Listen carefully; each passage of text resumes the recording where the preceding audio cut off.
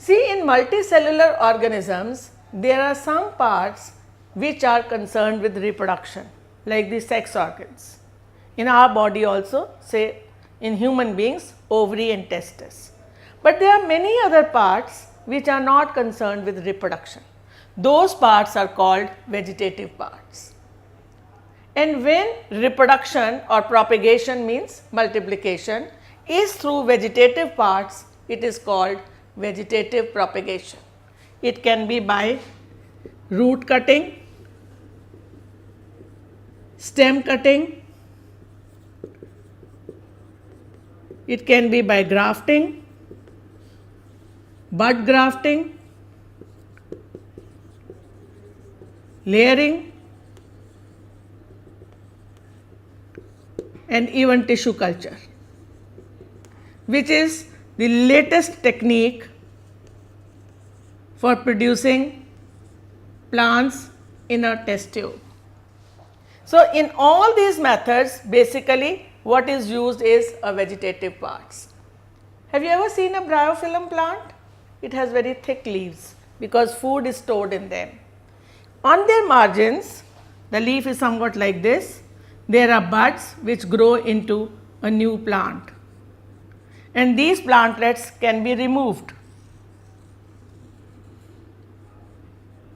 and they will grow into new plants. This is also a method of vegetative propagation. This method has been really exploited by human beings in horticulture. Why so? Why horticulturists use this method? Very simple. It is fast. So, naturally it is faster than sexual method. So, if it will be fast, less inputs will be required, it will be cheaper, more economical. So, it is faster, economical, and then there are many varieties like say grapes, banana, guava, in which case we do not like fruits that have seeds, a seedless variety we want. But if the variety will be seedless, how will it multiply? By vegetative propagation. So, it is important in seedless varieties. Another very important thing about vegetative propagation is it is like a photocopying machine. You can create an exact copy like that of parent generation. So, if we have a seedless variety and we want that variety to continue, or if we have a kind of rose which has a very beautiful type of flowers, right color, then we want to only have that, we do not want any changes. So, in that case it is very useful. So, the thing is that it produces exact copies, no changes. These are the advantages of vegetative propagation.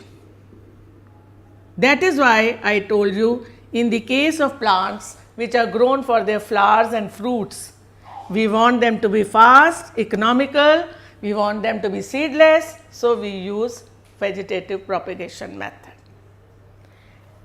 Now, this is what we need to further explore.